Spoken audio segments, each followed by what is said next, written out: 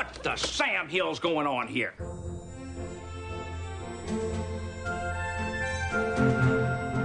The Rewatch Podcast presents the Lois and Clark Rewatch, dedicated to the series Lois and Clark, The New Adventures of Superman on ABC. Join us each week as we investigate the origins of the Man of Steel and uncover crime in Metropolis. Send your feedback to the Rewatch Podcast at gmail.com. Join us on Facebook at facebook.com/rewatchpodcast or follow us on Twitter at rewatchpod. Oh, hey! Let's get back to it.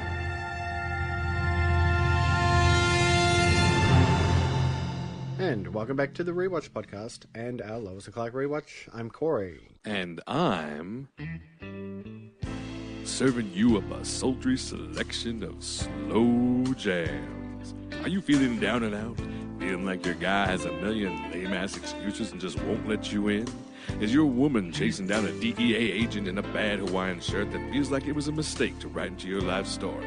Feeling like your life has become a soap opera with so many ups and downs, it's like your whole life revolves around a mid-season sweepspeak full of contrived plots? Or do you just need a good montage moment to satisfy your deepest desires? Then stay right here for the sexy Slow Jam Saturday night session. Oh yeah. There you go. Best intro ever. Yeah, when I saw that scene, I was like, somehow I gotta make use of that song there. Yeah, it's a good song.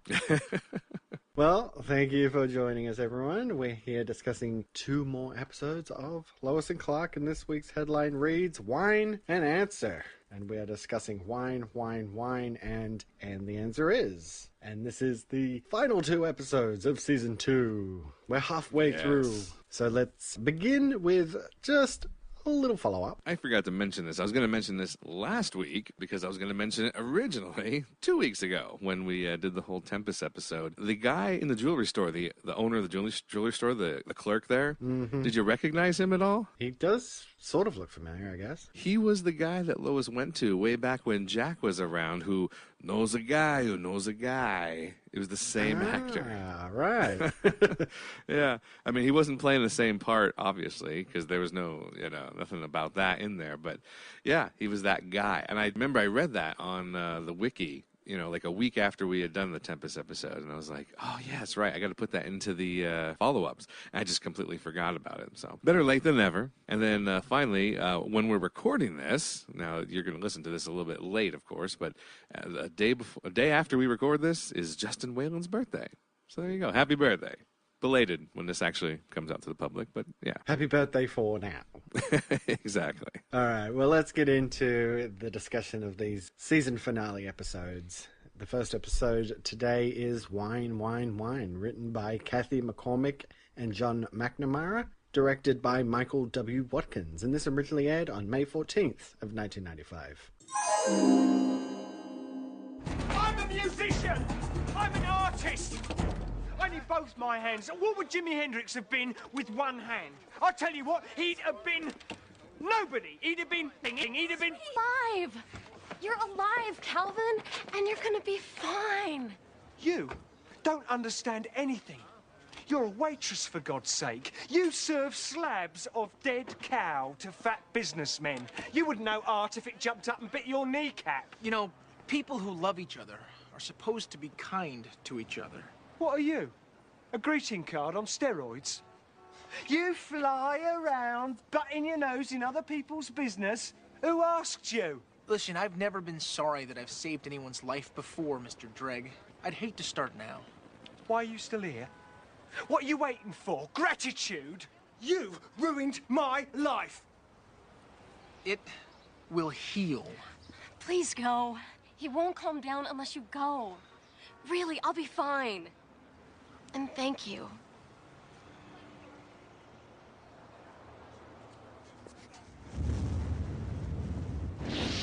You ruined my life!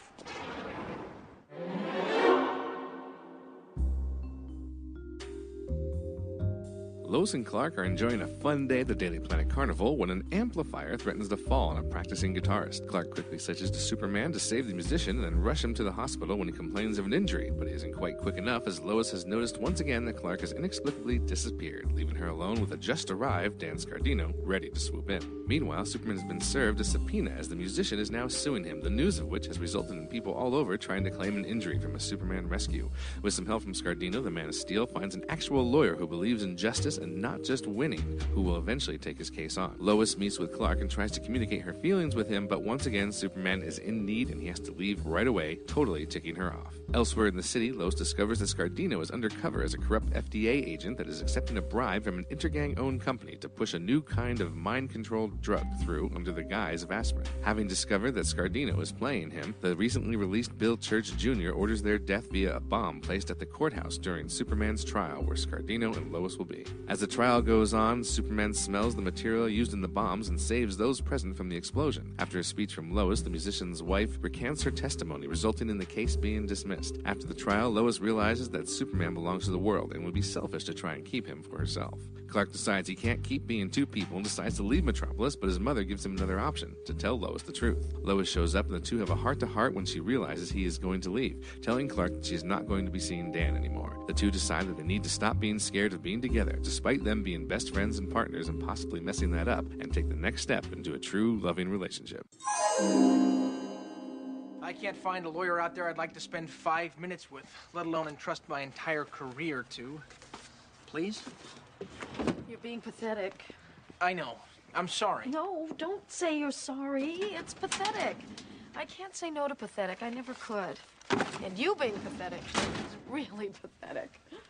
Ms. Hunter, I thought I'd seen every kind of evil there is, every perversion known to man, law, and God, and I thought I knew how to fight them all. But there's something out there that I can't fight because I don't understand it. Greed. Miss Hunter, I need an ally. Someone who understands greed but doesn't want to be a part of it.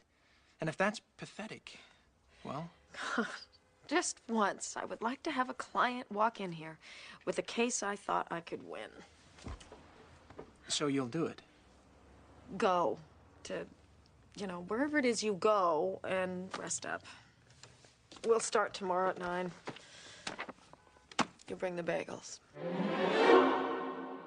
Let's get into the investigation, and I actually want to throw out a big thank you to iReactions this week. He was a bit under the weather. Yes. And he persevered and still got us some notes for our investigation. So good man. Yes, we appreciate it. So the teaser was going to have an extra discussion where Lois reveals to Clark that she was banned from eating cotton candy by her parents as a child, which is kind of funny. Parents are weird sometimes. In the script, the courtroom was supposed to have an audience filled with people in slings and bandages, hoping that the trial goes badly for Superman, because then they would be the next, to sue him, which would be a funny image. Everyone's, look out to the galley and all the people have like the head bandages and crutches and whatnot. Lois remarks on the audience, she says, "Look at this, the next wave of injured plaintiffs. Amazing. Superman spent his whole career fighting mega criminals, and he's getting brought down by a mealy-mouthed talk show whiner and his sycophantic mouthpiece." That was a good line, Would have been funny to hear. And then finally, Lois also wonders why Clark isn't in the courtroom, and Perry says, Clark took a few days off to go back to Smallville. It disappoints Lois, and then Perry, Jimmy, and Lois sitting there proceed to talk about the Nature documentary. Right. Yeah, we'll get into that. But it seems like they just sort of really laid on thick the whole Superman getting sued by everybody thing, and then cut one extra part of Clark disappearing. Yeah, exactly. I told Superman that I just wanted to be friends. That there was someone else. And Dan and I... Look, Lois, if you came here to tell me that you and Dan... We're not going to be seeing each other anymore. Wait a minute, this isn't vacation packing, is it? This is forever packing. I was thinking of moving, but now I'm not so sure. So what were you gonna do? You were just gonna slip out in the middle of the night, not even tell me? Send me a postcard from... I'm distancing. I'm sorry. I didn't expect this. you leaving?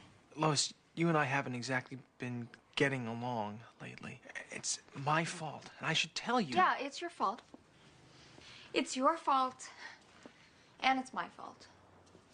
You know, we let ourselves get distracted, and we work too much, and we fight about silly things.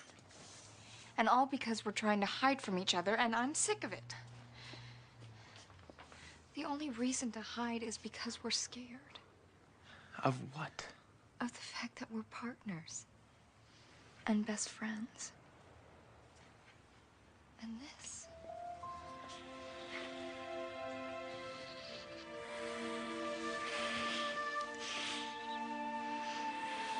Clark, if you're gonna run away from this, tell me now. I'm not gonna run, Lois. I'm ready to take the next step if you are. Okay, well, let's get into the main story. And the lead here, a musician's mayhem. Yes. So we're at a charity event, and Clark again has to run off. And this dude that he saves, the musician, he has to be the reason this episode is called Whine, Whine, Whine, right? Exactly. Because I was wondering, why do they call it that? Because sometimes these titles, you wonder, it's like, it's got to be him. You know, I'm sure there's a better title out there, something that have to do with being sued or the law, you know, something like that. But, I mean, it's fine. He does whine a lot. And, of course, Scardino just swoops on in and acts like a total jerk towards Clark in order to try and win some affection from Lois. And he's like, man, if we didn't hate you already, like, seriously, Scardino. Exactly.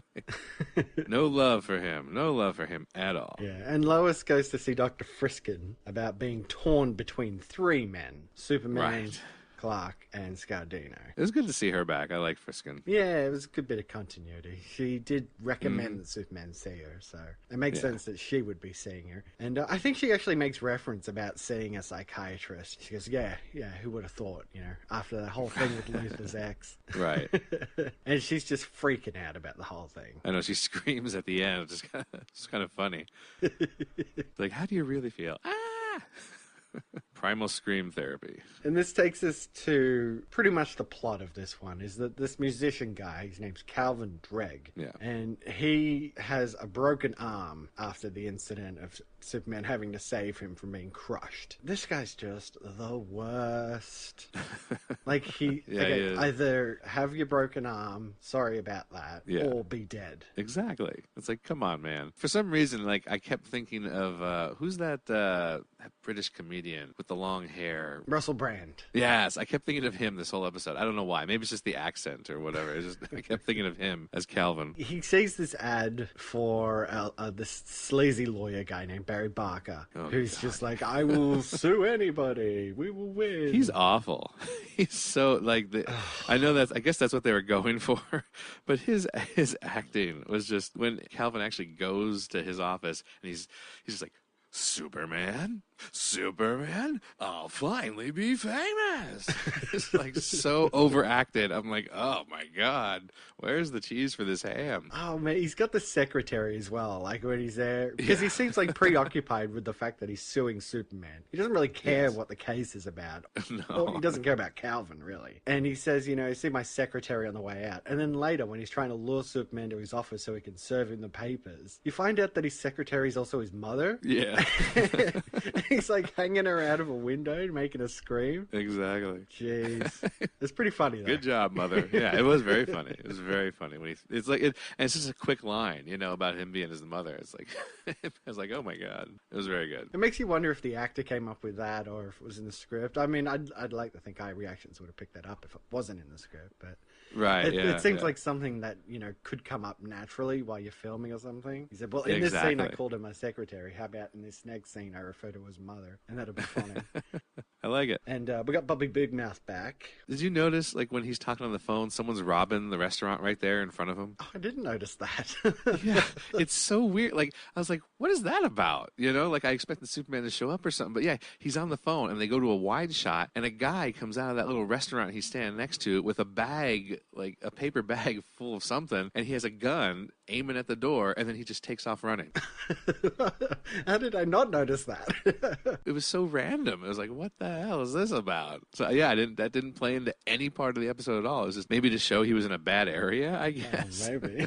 So they hired someone to do that. It was just weird. But pretty much, like, Lois is trying to figure out Scardino, like, what his deal is. Because he doesn't talk about work. I mean, naturally, he's a DEA agent. Right. And Bobby Big Mouth actually says the word on the street is that he's an FDA agent. Mm-hmm. And then he shows up at Lois's place and she sneaks a peek at his pager, being that resourceful reporter that she is. Yes. This is going to play into something as we go on. He's undercover or something, right? Right, yeah. The problem I have with this is not, like, Scardino, as much as I hate him, he's not working down the street, at the mail, at the post office or at the, the Quickie Mart or whatever. He's dealing with government stuff, like classified stuff. So for him to tell her all that doesn't seem right to me. Like, I think Lois is in the wrong here. Like, this is such a contrived way to have some tension between them because he's working on classified stuff. Obviously, he's not allowed to tell you. Why are you getting mad at him about that? He's actually been, like, pretty open about most things. Like when he first came there, he gave them information about the case. He's revealed, stuff about his past and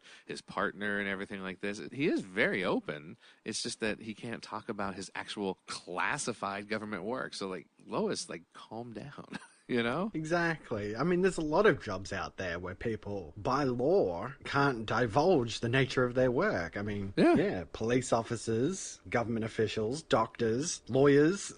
These people can't talk about their work. Exactly. So that's just like the one problem I had with this episode there. I was like, all right, fine. We'll go with it. Exactly. They're trying to find a reason for Lois to mistrust Scardino so we can get him out of the picture. And that's a bit of a stretch, The guy, you're right. He's open most of the time. He just doesn't talk about work. I thought, and I remember now thinking back to when it first aired, that this is how they were going to do it. That he was actually not DEA, but that he actually was a corrupt FDA official, because that would have been a good reason for them not to get together, if he was actually a corrupt government official. They didn't go that way, but I thought that's what they were going to do and how they were going to end that relationship. Instead, it's this, like I said, fairly contrived reason for it. Yeah, and then for some reason, throughout the whole episode, we've got this nature program that's always on TV.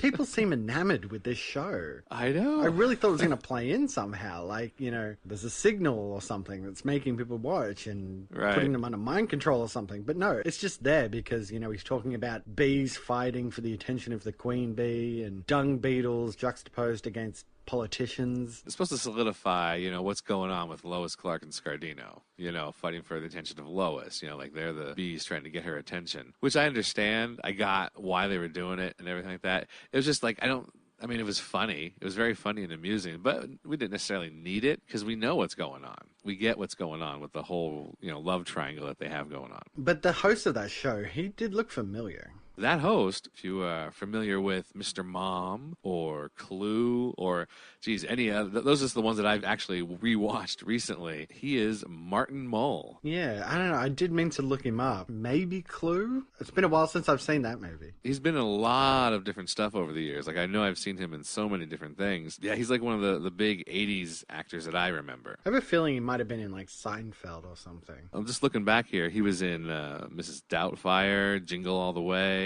He was in Arrested Development, I guess, for a couple episodes. I just know him from, Mr. Mom. He plays the boss, and then Clue, he plays Colonel Mustard. I was like, oh, there's Martin Mull. And I know I've seen him in more than just that. I could have sworn I saw him in, like, some TV show, like this comedy, not improv, but like a skit show at one point. But he's definitely a notable that guy. Oh, yeah, definitely. When I saw him, I was like, oh, look at that.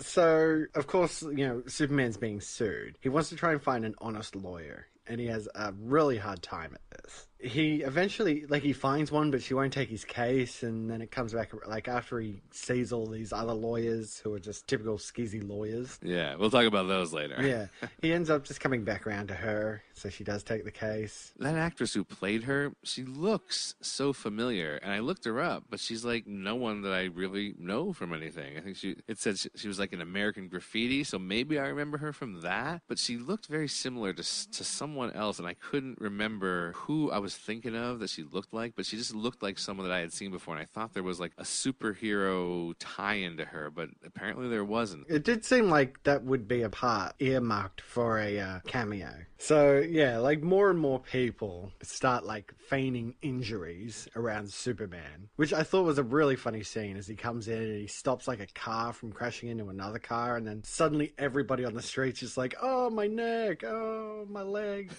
Like, I know, they're jumping on the car. Man, I was really chuckling at that scene. Yeah, it was good. And then to top it all off, we get back to Bill Church Jr. I know. being released from prison. I like this because there's one episode where the Metallo guy who created Metallo was released from prison, and they just kind of like threw off that he had escaped, you know, like real quickly, you know, and I was like, oh, that's cool that they brought that back in. But this one, they do it again, but now you actually see him when he gets released, and it's like this whole thing about, oh, I just need a good lawyer. So I thought it was funny, and like Superman's like, what? How did you get out? Yeah, and then he immediately gets into his shady business because the thing that Scardino's involved in is that he's pretending to be an FDA agent who's being paid off to approve a new drug called Nirvana, which is supposed to be some sort of painkiller, but is actually some sort of like mind control substance or something, really? Right. And this is spearheaded by Intergang and Billy Church. Now, is it just me, or is Nirvana exactly what Project Valhalla was? It seems just like that. So yeah, it was like, we just did this a couple episodes ago, didn't we? And it goes nowhere, like... Yeah, exactly. I don't know. There's a lot of just weird things in this episode that they kind of just put in there and they just go nowhere. And it wasn't even written by Tony Blake and Paul Jackson, so that's strange. Weird. Sorry, guys. Yeah. But, you know, the trial goes ahead, and there's this whole thing with Dreg's wife. Yes. They're married, but he hasn't told anybody they're married, and he just treats her like shit. Oh my god, yeah, he's terrible. Lois is trying to appeal to her, like, sense of realism, maybe? Mm-hmm. Like, get with it, girl. What is wrong with you? This guy treats you like crap Right. all the time. It's a weird, it's like a weird issue to bring into an episode, you know? Like, it's not like he's beating her around or anything, but he treats her like crap, man. Yeah. Like, what kind of woman would stay with a guy who won't even tell anybody that you're married? Exactly, that's pretty rough. Yeah, and he talks about himself like he's a huge rock star. Or something. He was tuning a guitar at a local fair. Like, this dude's like nobody. And he's all like, baby, I wouldn't tell anybody that. I've got to, like, keep up my image. Oh, yeah, your image. And then they're trying to kill everybody at the trial because of, I don't know, finding out about Nirvana, I guess. Yeah, Lois and Scardino getting too close. Yeah, since she kind of blows his cover, they were like recording him with a microphone that was in the money they gave him. So they kind of know. And then Superman saves them. And of course he has to crash through the roof to get the bomb out of the building. And then immediately Dreg is just like, oh, I'm blind. I know. I'm victimized again. And that's when his wife is just like, I've had enough of this. You're an idiot. Like, knock it off. Yeah, it was funny. It was very good. And then we get to the end of the episode. Lois tells Superman that they're just going to be friends, you know. Sure, she felt something for him, but, you know, they're just good friends. She breaks it off with Scardino. Thank freaking God. I know. And says the scary words to Clark. And they decide to take the next step together and have a little kiss to term. Yes. It was good. It was good. I like the ending. Yeah, I thought it wrapped up nicely. You know, she got the chance to speak to Superman, break it off with Scardino, and then end up in Clark's arms. I think they handled that very nicely. Yeah. That was very good. So it was a good ending to just what was just a big jumble of weirdness for the whole episode. Yeah. Just like all these like weird ideas placed together into a somewhat coherent story, I guess. Yeah, it's funny. Like sometimes, like I notice when I'm doing the synopses, you know, when I'm writing those up, sometimes I write a long synopsis because it's just like a really good episode and there's like so much that you want to say, you know, like you really want to give it its full amount of, you know, you want to give it its due, you know. And then there's other times when it's just so good that the story is so focused that it doesn't need a long, drawn-out synopsis. It's just so simple. You get it real quick. And then there are times where there's episodes that are so, like you said, jumbled up and mixed up that I kind of have to write a long one because I don't get like how these things intertwine and how it's supposed to be all tied together. It's like, this is going to take a while to write, you know? So this is one of those ones that's like, I don't get this. Let me see. How can I write this up so that it makes sense? Because it doesn't make sense in the story. Well, and there's 2 writers credited for this episode, Kathy McCormick and John McNamara. And like usually when you see that, you're just like, okay, they sat down and they wrote this together. But this one, it's like maybe the 2 of them both wrote a script and they kind of just mashed them together and then put this ending of Lois and Clark getting together or something. Like, I don't know. That could be. Anyway, we got some bylines.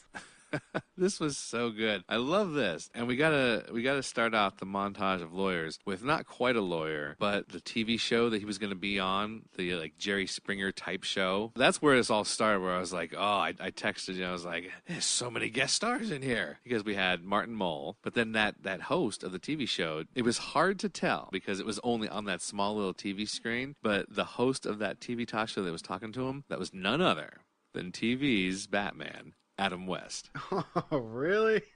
It was Adam West. Adam freaking West. I saw that. I was like, oh my God, it's Batman on Superman. It was so good. Nice. Yeah, you're going to have to go back and check that out. Because, sure. yeah, it was him. And then we got that montage of lawyers, like you said. And there was the first lawyer that he talks to. He was talking about he's going to crush him and grab him by the balls. That was Frank Gorshin, who played the Riddler in the Batman TV show. It was so, I was like, oh my God, that's him. Well, the one that I kind of recognized that I went, where have I seen that guy before? Is the really droll guy who's asking him to sign over the film and TV rights. Oh, yes, Ben Stein. Where have I seen him before? First of all, he had the quiz show, Win Ben Stein's Money. And then, of course, his probably most famous role is when he said, Bueller. That's anyone? where I've seen him. Bueller. I had a feeling it was Ferris Bueller's as well. And I'm like, where was he in Ferris Bueller? Yep, Nice. that was him. Love it. So that's why I was like, there's so many guest stars in this episode. All right, so random little throwaway scene too. A little girl gives Superman a hug and a kiss. Again, just random. He's sitting in the park looking all mopey about people suing him, and this little girl's just like, you're okay, Superman.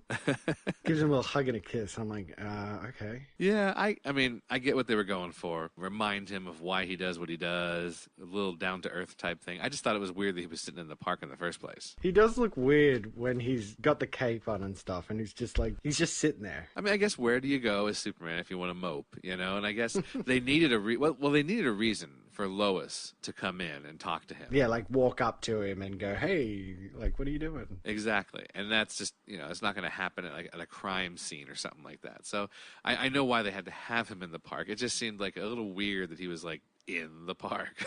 Like, he's just hanging out on the park bench, like he does. There was another point that really stuck out to me too. There's a part where Lois goes to see Clark at his apartment and nobody's home. I thought, like, didn't his parents just come in? Where are they? And then the next scene, they're back again. And I was like, okay, maybe it was early. Maybe they went out for dinner or something. And I just thought, that's weird. Like, I understand. They wanted to have her show up and him not be there because he's out being Superman. I had forgotten they were even in there. Yeah, I was like, where the hell's his parents? It was just a weird little thing, and I just took note of it, that's all. And then we have like a semi-reference to the Fortress of Solitude. Right, need some place to go, yeah. I just thought, okay, that's interesting. I wonder if they're going to start doing more of this. And it's like you said, like throughout the episode, we had the Riddler, the actor who played the Riddler, we had Adam West, so... Right, yeah, exactly. We've had reference to the Fortress of Solitude before, when they hid that kryptonite up in his treehouse. So, yeah, I don't know. I wish they would do little drop lines like this more often. Oh yeah, they're fun. They're fun for the fans and everything. And like I said, when I saw Adam West, I was like, yes, this is so cool. It's so neat to see him on the Superman show. So again, I think we said this about one of last week's episodes, where it was just oddball. Like, it's not like it's a terrible episode or anything. I didn't hate it. Kind of enjoyed it, actually. Yeah, I enjoyed this one much more than the other one that we were talking about. Yeah, just a strange episode. And it ended nicely. Yeah, I did. Okay, well, let's get into this week's quote vote. What's everybody standing around for? This is a newspaper, not happy hour at Buckingham Palace. What are we here, the Daily Planet, or second stringers from the Weehawken Gazette? Am I making myself perfectly clear? How did we do with people this week? I'm almost afraid to ask. Still very little voting. I'm like, what is going on? What happened, people?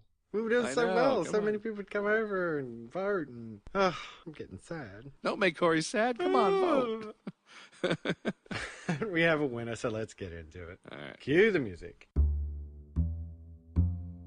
A Russian stereotype and Kermit the Frog have a chat. Did you speak to Hick yet? He's feeling better. Got any idea how they bagged this? Nope. They're a couple of clams. Yes.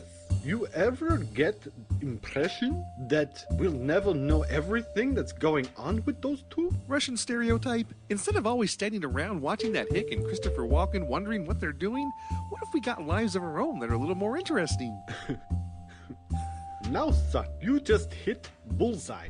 It's like we're supporting characters in TV show that's only about them. Yeah, it's like all we do is advance their plots. And to tell you truth, I'm sick of it. Man, me too. Yay.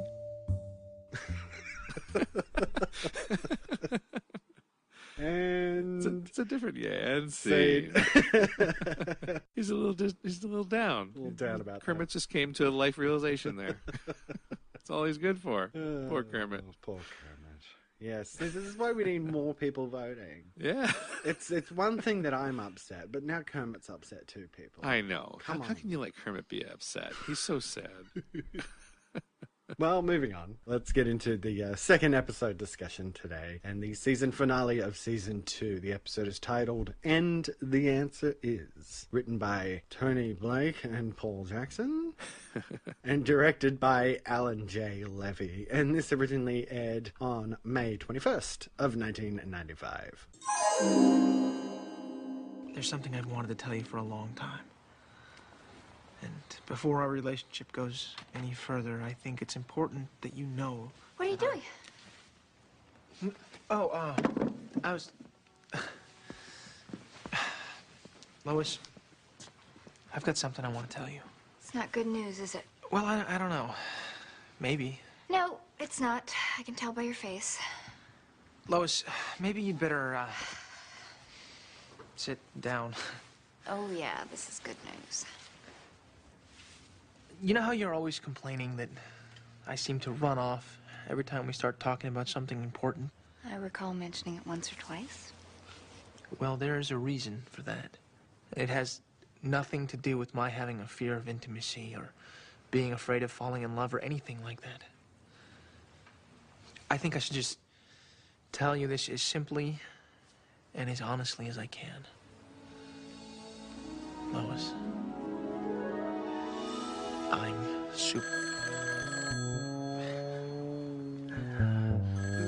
maybe you should just answer that. Just...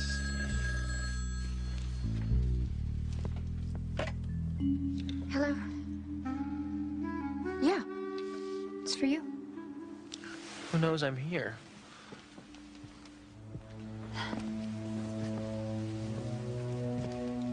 Hello? We know everything about you, Mr. Kent. Or should I say, Superman? If you don't want the world to know your secret, go to a dumpster behind the planet. You'll find an envelope with your name on it.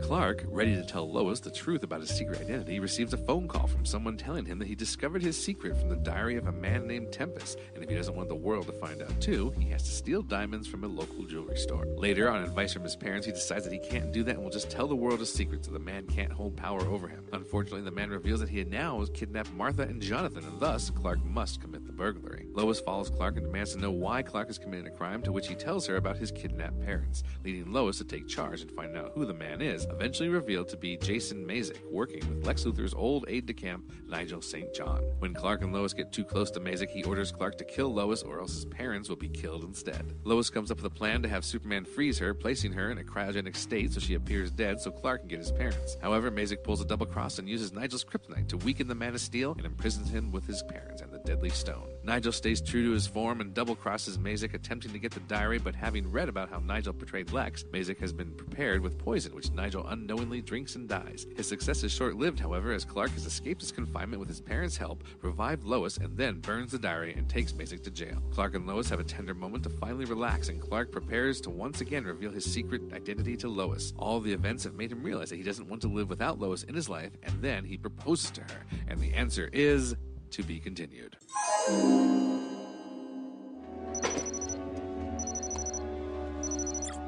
Hey, Superman, how's it going?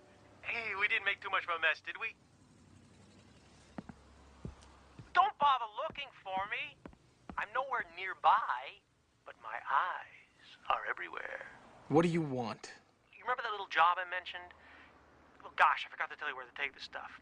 Now, I want it delivered by midnight tonight behind the fountain in Centennial Park. No diamonds, no parents. And if I smell anything funny, you'll be an orphan.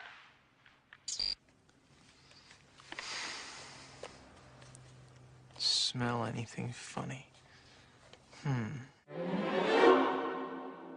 All right, so let's investigate this one further. So now, in the very first scene where Clark, is going to reveal his identity to Lois, and then he gets the phone call and has to run off, there was a line in the script that I thought was, it was kind of funny, a little dark. Lois wasn't supposed to have been ready at first. Like, when he comes to the door, like, I know she's getting ready, but she was supposed to be not ready, like, that far. She was supposed to be still hair drying her hair and everything. And when he takes off, she picks up the hairdryer and aims at the door and says, bang. Whoa.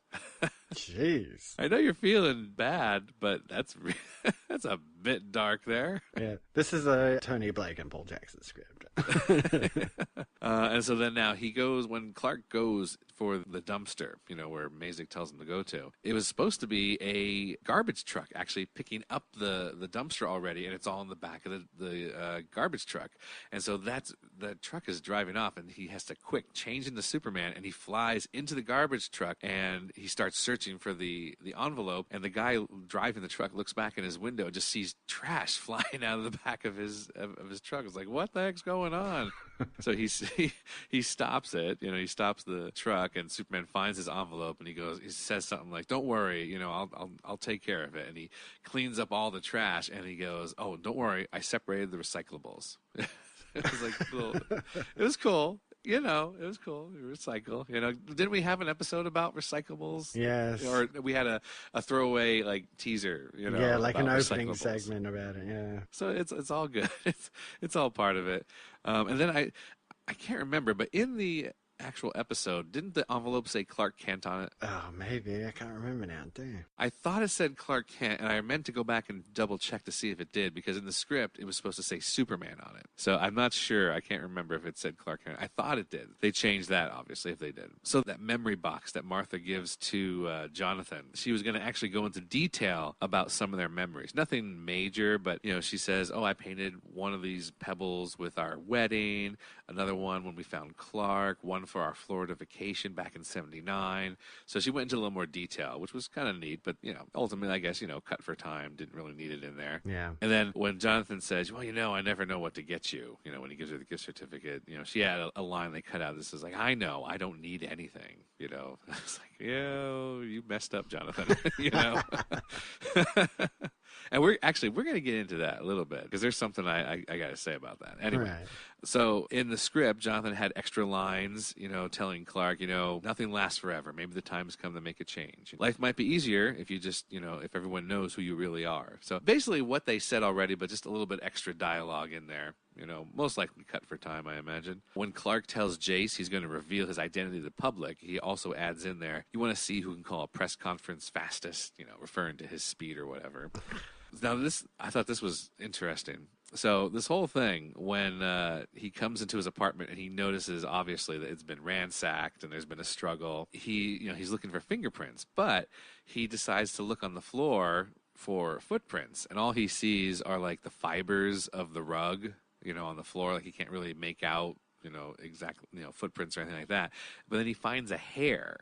And he picks up the hair and he looks at it, and you can see him scanning it with his x-ray vision or whatever. And he's like, oh, Mom, when did you start dyeing your hair? So she apparently, it's not natural. It was a weird thing to put in there, it's kind of funny, but it's like, this isn't the time for that, Paul Jackson, Tony Blake. Yeah. I think there was a little bit of humor in here. They just decided to take out, obviously, to keep the drama up, which I thought was a good choice, Now, when he's there, he's getting ready to, he talks to Mazik on the little portable TV thing, and Lois actually shows up, and Superman, of course, is there, and she's like, what are you doing in Clark's apartment, and he has to make up some kind of like awkward excuse. It seemed very like Clark-like, he's like, oh, I came to find Clark, and I guess he isn't here at the planet, and I was going to say hello to his folks, but I guess they went out for groceries or frozen yogurt or coffee, and so like it's like it was very Clark-like because he's upset, obviously, and Lois is like, what the heck, like she's getting suspicious, and he manages to turn it around, a little bit where it's said in the script, Lois's antennae go down, or something like that, like her, so obviously he turns it around and then he gets out of there. He was actually supposed to be levitating at one point, ready to go, because he was just so nervous. He just wanted to get out of there and try to save his parents. So it was a neat little scene, but again, it's comedy.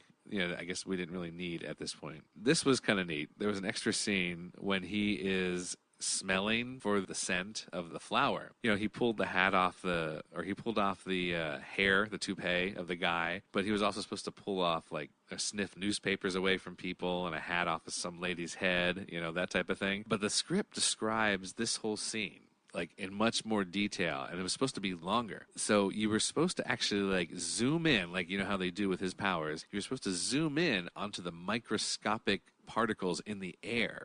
So you would have seen him trying to smell, and you would have seen these particles coming towards him, and everything in the background was going to be like blurry, vision. But then you would see these particles coming at him, sort of like they said, like a star field. And then he would like be trying to smell all this, the right particle, to pick the right one. I thought that would have been a neat effect because we've never seen him use his super smell before. So I guess, Jackson and Blake were coming up with this idea for how it would look, to see him using his super smell. Probably for budget reasons, they cut that. Yeah, exactly. Let's save the budget and just do a close-up on his nose. Exactly. Give this, like, whooshy, super smell sound effect. Right. But now that wasn't even the best part. The best part is, as he's doing this, as you are close up on this star field of molecules, scent going into his nose, he was supposed to start using his super hearing to hear other people sniffing. And when we cut back out into a wide shot, you were going to see a whole bunch of people walking behind him trying to smell what he's smelling. Because they saw him walking around. They see him walking around smelling stuff, and they're like, what's going on? You smell something? And they all start smelling, and he's like, has this trail of people behind him smelling the air, and he's like, oh no, everything's fine, I'm just checking something out, don't worry, go about your business. I love it.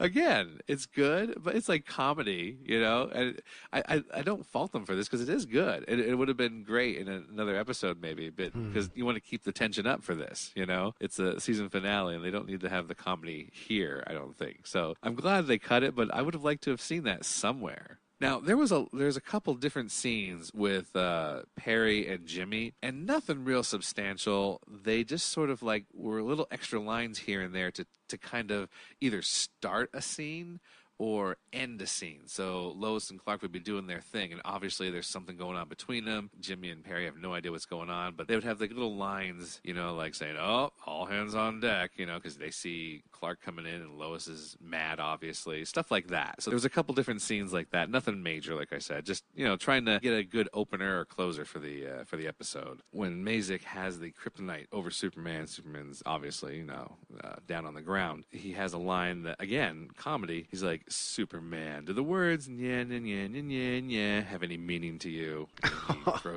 He throws the kryptonite in with him and closes the door. Yeah. Again, it's just comedy that we don't need. It's a very tense situation. It seems like they were writing Mazik as more of a comedic villain of the week. And then finally, now this was a big thing, which I've read about in a couple different places. The ending, when Clark asks her to marry him, it was shot 3 different ways. The one way was the way we saw in the episode where she's like, well, Clark. There was another one where she asks, who's asking, Clark or Superman? And then there was a third ending where Lois actually just says yes. So they had 3 different endings, and they used this one where we're left wondering, is she going to say yes? Is she going to say no? We don't know at this point. We'll talk about it. Yes. You look good in black. It's perfect with your skin tone. Perfect for a funeral. Maybe yours. Perfect for robbing a jewelry store. Lois, I can explain. Boy, do I know how to pick 'em. I thought I knew you. I thought that you were a decent and straight-up guy. I thought that you were the last honest man. I thought that you were Clark Kent. Who are you? Lois, my mom and dad have been kidnapped. What? My mom and dad have been kidnapped. And that's why you ran off this morning? That's why you robbed a jewelry store? Yeah. He threatened to kill them. I had to rob that store. Did you call the police, the FBI? I can't take that chance, Lois. If I do anything that makes him suspicious, anything, he might kill him. Well, is he gonna let him go now? I don't think so. I think he wants more. Clark, I'm so sorry. Oh, God. You know, I'll do anything I can to help. Thank you, Lois. All right, well, let's get into the main story here, our season 2 finale, and the lead is Super Secrets. Yes. Clark is preparing to tell Lois the truth, and he gets right up to it. Lois, I'm super, and then the phone rings. Yes. It's like, come on, they're so close. And we got this strange phone call from a guy who says he knows that Clark is Superman. And Clark immediately has to run off again. I think it was a barber this time. I'm late for my appointment or something. Oh, my God. Yeah. Why would your barber call you at Lois's place? His hair's really important to him, you know?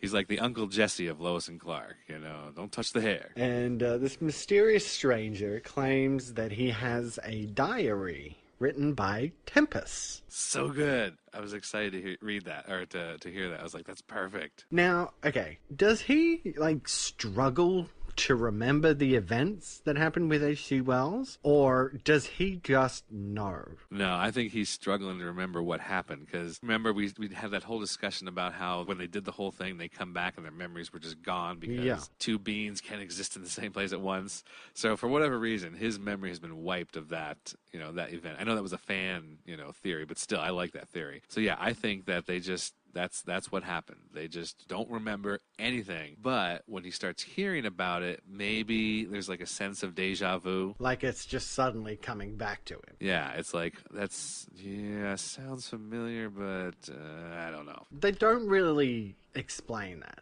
They kind of just have a flashback to those events, and it makes you go, yeah, did he always know, or is he struggling to remember, or is this just slowly coming back to him? Because later when he's talking to his parents, it's just like he knows. Yeah, exactly. And that this is fact. Yeah, I figure that he is trying to remember, that deja vu sense, but then when he's talking to his parents, he just sort of accepts that this is what this guy believes, at least, that this diary is true. Yeah, and of course he's just like, when he tells his parents about it, he kind of just goes, it's a long story, I'm not going to go into it. But the fact is that he has this, and he knows that I'm Superman. And pretty much his plan, this is Jason Mazik, for the most part they just call him Jace. He's working with Nigel.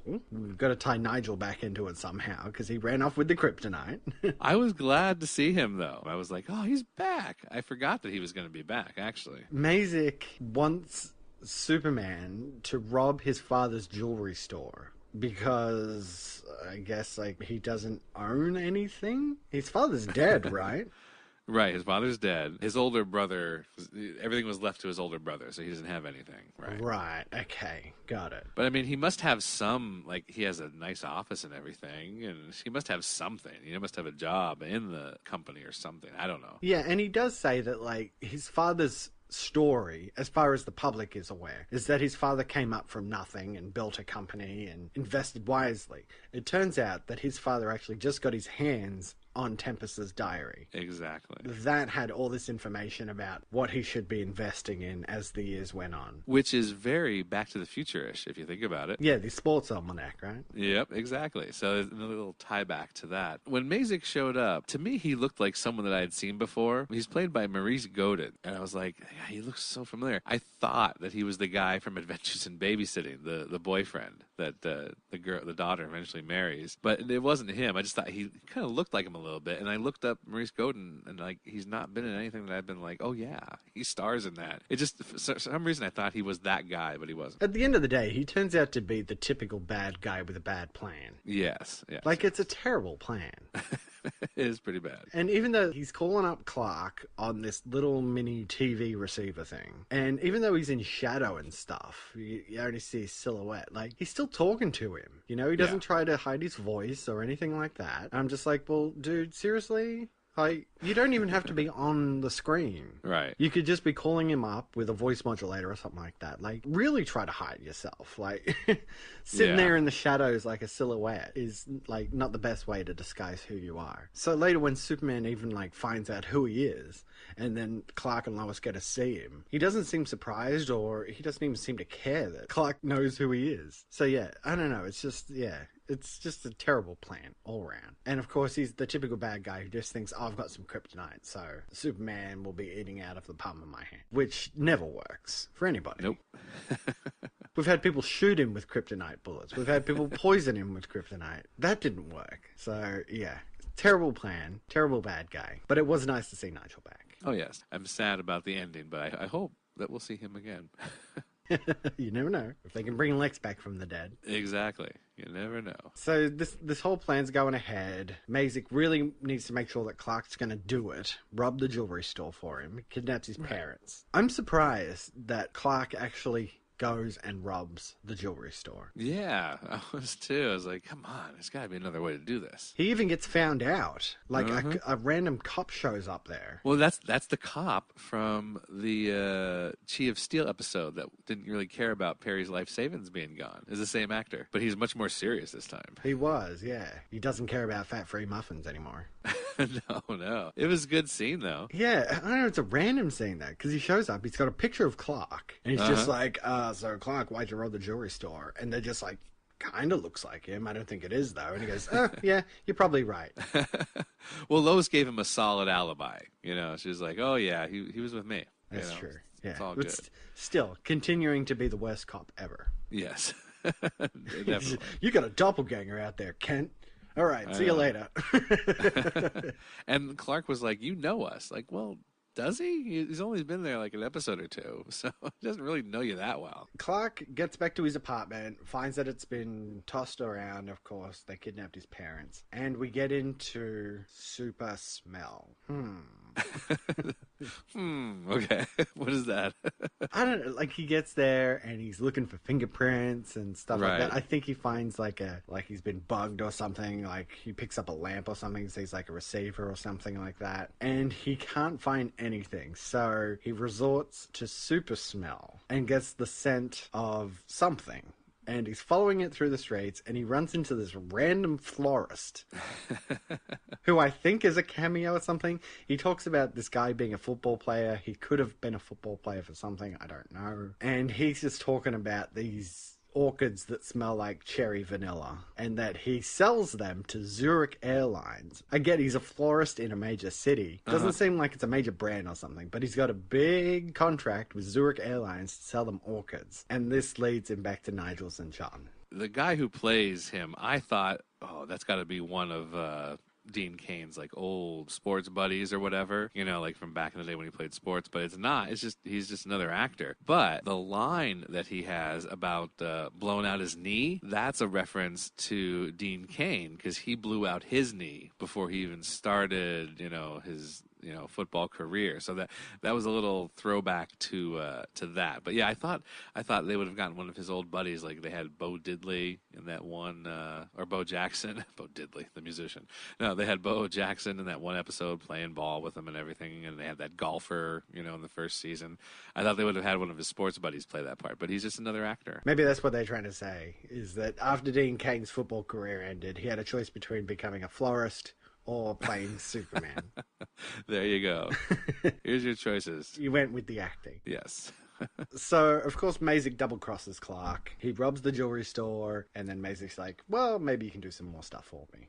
He's getting greedy. I expected that all along. Mm-hmm. You know, there's no way he's going to be finished with just a jewelry store. And this is where Lois kind of comes into it. She, again, she's an investigative reporter, as if she wasn't going to figure this out. Uh-huh. She saw Clark robbing the jewelry store and confronts him about it. Like, what the hell? I thought I knew you. Right. I thought you were a decent man. I thought you were just Clark. Actually, there was supposed to be a couple scenes of Lois following Clark throughout that whole day. So not just turning up at the jewelry store, but following him throughout the day, trying to figure out what is going on with him. This gets heavy. Right. It does. Because he's just like, this guy's kidnapped my parents, and he's making me do things for him. I don't know what Lois must be thinking. Like, why Clark, of all people? Like, exactly. Why would he do this to Clark? But, I mean, she goes with it, you know. I guess she doesn't have time to, like, question him. And, well, that's kind of be a bit insensitive, wouldn't it? Exactly. Now that she's on board, the two of them can really try to look into it. And, you know, they make the connection with Zurich Airlines. Find out about Nigel. He's using aliases that he's used before or something. They go to see them, and like I said, like, he just doesn't seem to care. And it turns out that, like, Nigel is sort of in this because he has kryptonite, and he's very interested in this diary. I mean, he already kind of knows everything he needs to know.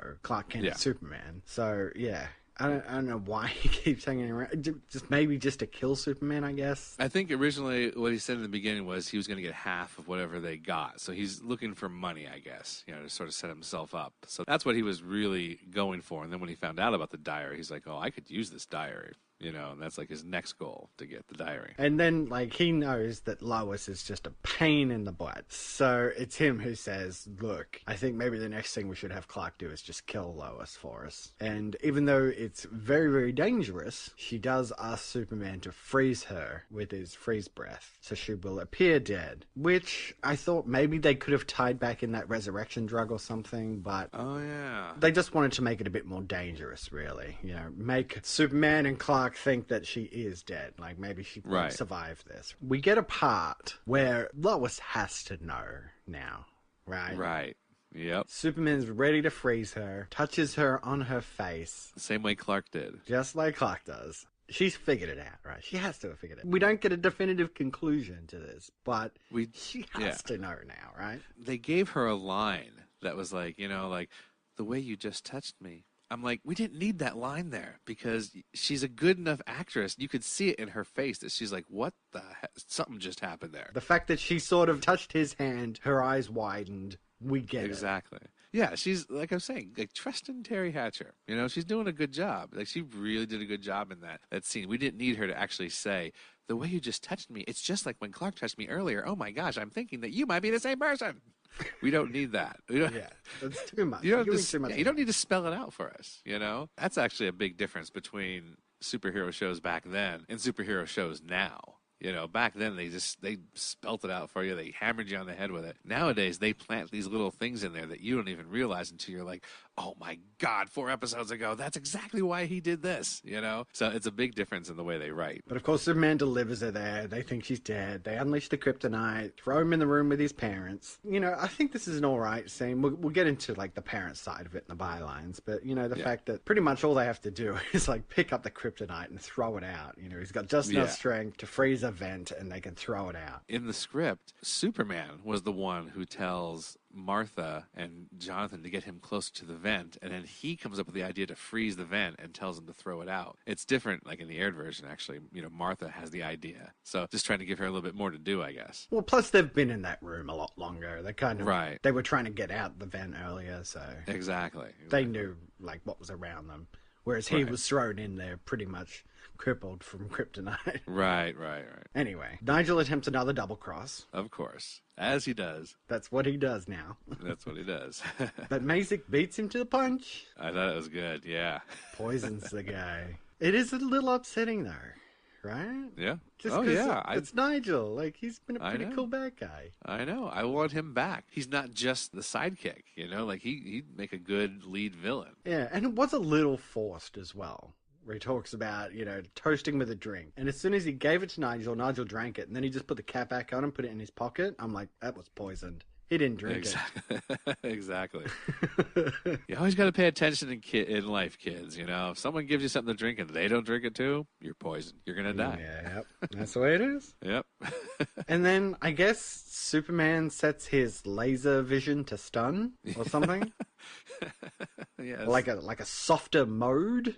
Yeah. And uses it to thaw out Lois. And she almost doesn't come back to life. But yeah, I just thought that was weird. I'm like, okay, he's got different settings for his laser vision. It's like, she should be cut in half. It's Superman's laser vision, for Christ's sake. What an end to the series that would have been. Just slices her in half. Oh, she's dead. Okay, let's just pretend Mazik did this. Let's get out of here, Mom, Dad. Clark, no. And then, of course, he goes, finds Mazik. It was a neat scene. He's standing outside the window. That was good. Whoops. Gets the diary, burns it, and we get into a cliffhanger ending. Yes, and a true cliffhanger, not like the Mason death cliffhanger. This one's a real cliffhanger. It's like, what? What's she gonna say? I think this was the best. Like, if they gave an answer here, that's like a definitive ending. This one, this is like, well, come back next season if you want to find out what's going on. You have to come back. Like, you cannot end the season on this and not find out. Now, here's the thing I have with this ending. I understand why he's asking her to marry him and all that. I get it because, he thought she was going to die. He wants to keep her in his life, doesn't want to mess around anymore. So fine. That's good. However, this whole episode, it starts off with him wanting to tell her his secret identity. He's not ready to ask her to marry him. He wants to reveal his secret identity. And then at the end, they just throw that out and they say, oh, just marry me. It's like a change in the focus. There is a few points in this episode where he had more than enough time to reveal his identity. Exactly. He got interrupted at the beginning of the episode, but there were more times when they were together, alone, no interruptions, and he could have just said it. Right. When he was talking about how his parents were kidnapped, he could have just revealed it right there. Exactly. He said, look, I got something to tell you. I'm Superman. But wait, I know that seems crazy, but I am. And my parents, the ones have been kidnapped. And they're forcing me as Superman to do bad things. So this is what's going on. Like, he could have just done it just like that, Yeah. And I don't think she would have been pissed. Like she was in the Tempest episode. I think she would have been shocked and confused and everything, but I don't think she would have been mad because obviously his parents are kidnapped. It's funny, you were talking in the investigation about the 3 different ways that they filmed this. Yes. The ending. And I didn't see any of that. iReaction sends you the investigation stuff and you sort of pass out, the stuff that we want to put in. I actually came away from this episode thinking that this has nothing to do with her saying either yes or no. Right. That's what they want you to believe by cutting her off.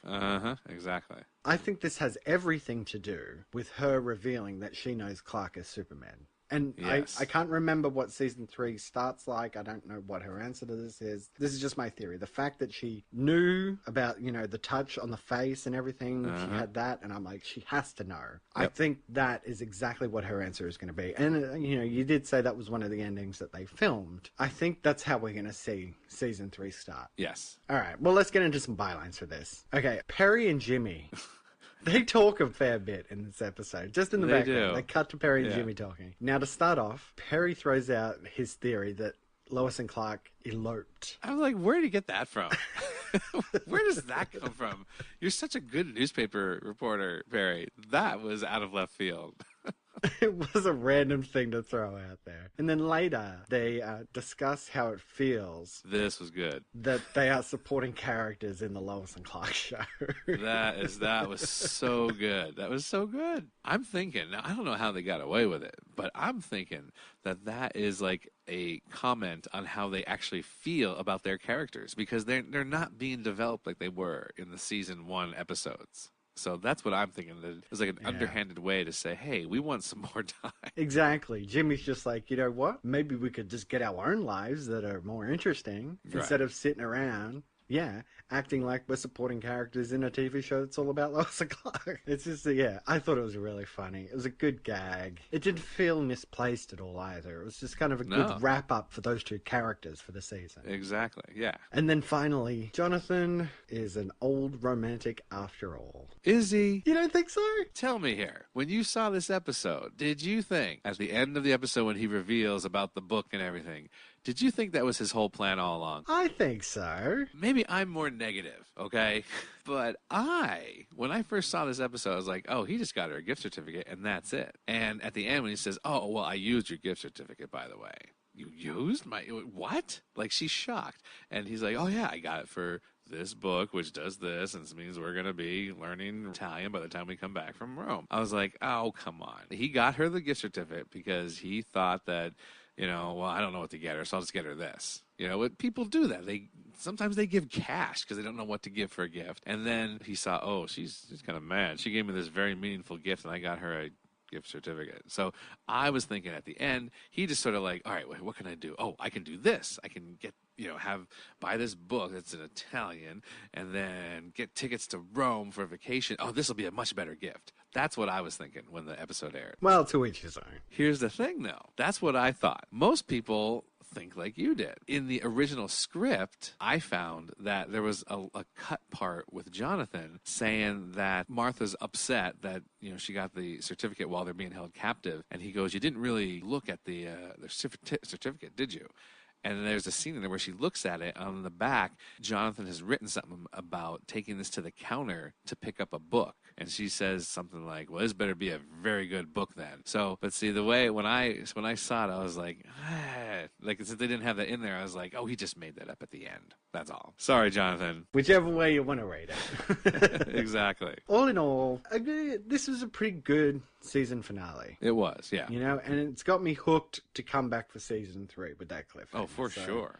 Yeah. Well done. Well done. A good Tony Blake and Paul Jackson script. Like we said, they're very inconsistent. They are. It's like, some episodes are really good, and even with Sliders, some episodes were good, and some were just dead awful. Oh, what God, the heck? awful.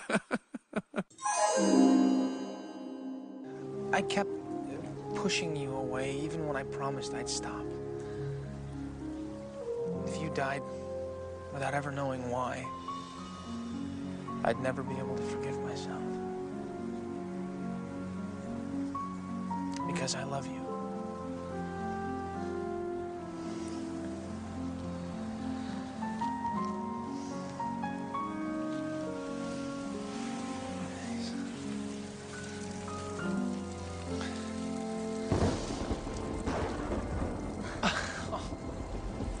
Come on, give me a break.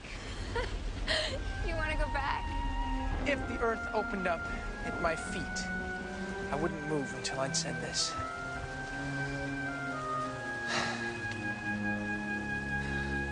Lois?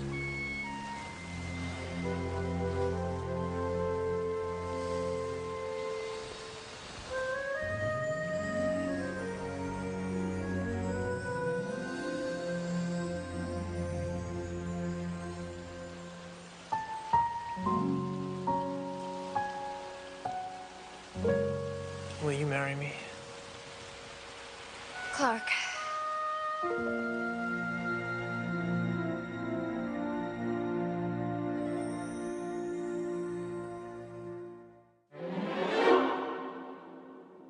Well, let's get into some back issues, yeah? This is so weird. I've been finding a lot of stuff for these episodes. I found nothing for these 2 episodes. It's the strangest thing. All I found was an episode summary. I found 2 posts about Whine, Whine, Whine, and it was just about its air date being changed, as well as the finale air date being changed. And the other was about someone looking for the episodes on VHS to trade with each other, which I see a lot on those old forums. Right. People would record them off the TV and stuff. Right? Yeah, exactly. But there was nothing from these 2 episodes. And, I tried to find stuff from 95 specifically, when these episodes were aired. All the results, everything, I see 94, 93. I saw 96 from a rewatch, 97, from 97, 98 when people were rewatching it. But I didn't see anything from this actual week or month that these 2 episodes aired. And I was like, what the heck's going on? I've said it before. Can't win them all. Exactly. This was a long time ago. Those forums, maybe stuff got deleted. Anything. Exactly. I watched the special features on the DVD, and there was even mention about how the producers or writers would go on to. They didn't mention which site it was, but they mentioned about going onto a site to see what the fans were saying about this stuff. And they said, it was just in its infancy. People were just starting to discover about the internet and finding each other on the internet, and talking about stuff. So this is still pretty early, in online communities, I guess. So it's understandable if stuff isn't there. It's just, I was shocked because it's the big finale. And speaking of that, I guess we should just get into our thoughts on season 2 as a whole. Now, for the end of last season, we had our buddy reactions come on, and I think we talked about bringing him back for season 2, and we've kind of come to the decision that maybe we'll have him on at the end of this rewatch and talk about the series as a whole to get his thoughts. But I guess you and I can sort of give our quick little wrap up of what we thought of season 2. Yeah, he said he didn't really have anything major, behind the scenes information or anything really, so he said we could probably handle that part of it, and he'll come back for the end of the rewatch and discuss the whole the series as a whole with us. We'll make a whole segment out of it. Reactions. Yes. Exactly. All right, so season 2 as a whole, what do you reckon? Like Tony Blake and Paul Jackson, it's kind of inconsistent. There's some really good ones, and then there's some that are just ugh. We're really? This is an episode. Okay, fine. We'll go with it. So yeah, it's very inconsistent, but I think it got better halfway through. Halfway through, they really started to find their footing, I guess, and they figured out what they're trying to do and everything. I really liked the second half, I think, better than the first half. It was just you had to throw away villains in the first half, like Metallo. It was this guy, and you're never going to see him again. It's whatever. And Mr. Shot, and his assistant, it was a good episode, but again, we're not going to see them again. Once Lex Luthor came back into it, it really made things more exciting for me. Yeah, exactly. And then they started moving towards Lois finding out about Clark. Exactly. The constant Clark having to duck away, which was done in the first season, that was done a little bit way too much, and again, hammered into your head, way too much in season 2. I was like, oh, come on, really? Every time he's going to say something serious, he has to run away. It's take a second for yourself. Stay here for a moment, then go rescue whoever. I think we're on the same page. The character development was good, and I am looking forward to season 3. We can just hope that they go into season 3 with a bit more of a clear head and a clear mission of where they want to go, really, right? Right. I did find one thing that Zoomway had said in the Kryptonian Cybernet, that she gave her thoughts on the season as a whole, too. So that was kind of cool to read. She was saying how about when Lex Luthor came back in that the Phoenix episode, she said that was kind of the turning point, and the ratings started to get better. And then she mentioned Sequest, because remember, Lois and Clark was up against Sequest and Murder, She Wrote at the time. Basically, at that point, she said Lois and Clark started to get much better ratings, and Sequest was panicking. So Sequest changed a little bit into becoming a Monster of the Week episode, and apparently they started showing a lot more cleavage, which I don't remember because I had not really watched the show. I watched the first episode or two, and I was like, I'm okay. And the ratings just kept falling, that eventually Sequest was given a half-season order for the next episode, and they moved it away from Sunday night, and they put it on another night. So now Lois and Clark was free, from that type of competition. And I think, if I remember correctly, they moved Murder, She Wrote as well, possibly. I don't know if she said that or not. I'm just inferring that's what she said. But then they moved Mad About You to compete with Lois and Clark, the whole Helen Hunt, Paul Reiser sitcom. So that was going to compete with Lois and Clark, I guess, on the next season. So you have a sitcom against this sort of drama type show. And then she said that she heard reports that Robert Singer was fired, was given his walking papers for the next season, but she didn't have any word on who was going to replace him at that point. And I was trying to look to see who the producer was real quick, just a couple minutes ago, and I'm like, I can't find it. Just obviously the information's out there. I just couldn't find it for a quick Google search. So there's apparently going to be a new producer for season 3. And it does look like ABC sees this more as a superhero show. Yeah, that's one thing they said. They're looking at this as a superhero show. They didn't want to, reveal the big Superman secret at the end right away. They want to keep people hanging on the hook, and they want to keep Lois on the hook too. So we'll see how that plays out as they go into season 3 next week. All right, cool. Well, our next issue, we will be talking about the season 3 premiere, followed by episode 2, and we have a lot to talk about, and Ordinary People. Now, I know we have a lot to talk about is going to start off pretty much the same way that this episode ended, so it's going to be a true continuation. Right. We'll pick up with that proposal. Now, Ordinary People, isn't there a movie called Ordinary People? Maybe like Ewan McGregor, maybe? Cameron Diaz? I have no idea what this episode could be about unless it's something like he loses his powers or something and he has to be an ordinary person, maybe. It would be interesting if that had to be the storyline for it all.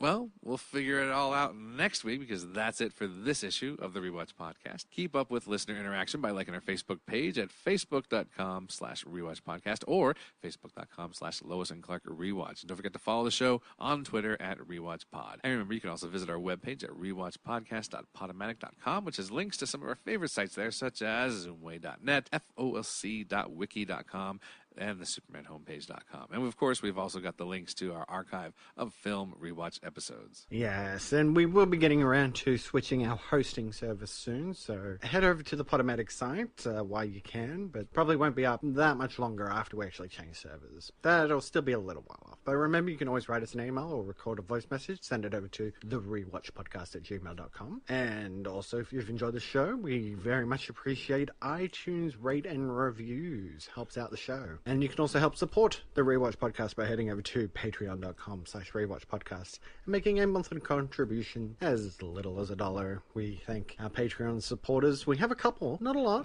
but we have a couple of people there. So thank you very much. We're also up on YouTube, so search Rewatch Podcast and subscribe today. All right, Tom, thank you. We've made it halfway through Lois and Clark. Looking forward to the next half of the series. Oh, yes. And I will just say until next time. That was my barber, Waldo. I am late for my appointment. You better fly. The Rewatch Podcast is not associated with Warner Brothers Television, ABC, Gangbuster Films Incorporated, or Round Delay Productions. Don't believe everything you see on TV. The use of any and all copyrighted material is only for parody, news analysis, critique, or educational purposes as provided in United States Code Title 17, aka Fair Use. Let's get legal on this. Music provided by Kevin McCloud at incompetech.com. Great shades of Elvis. Copyright 2016, The Rewatch Podcast. Where are your beepers? We'll be in touch.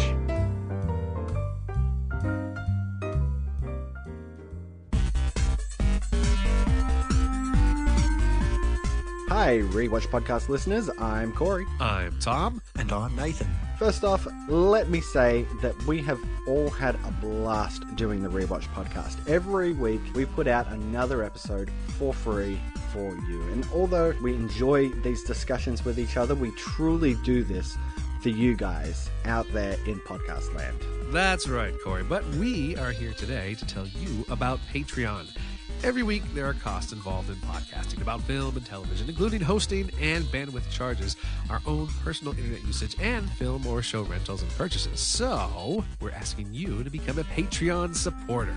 If you can afford as little as $1 to throw our way per month, it would really help us keep the lights on.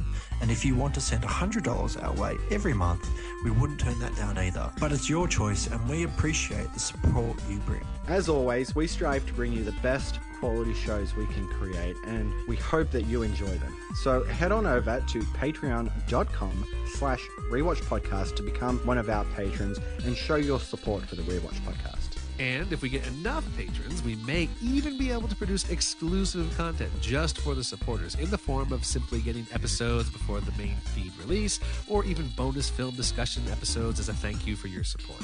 The website again is patreon.com/rewatchpodcast. Thanks, everyone.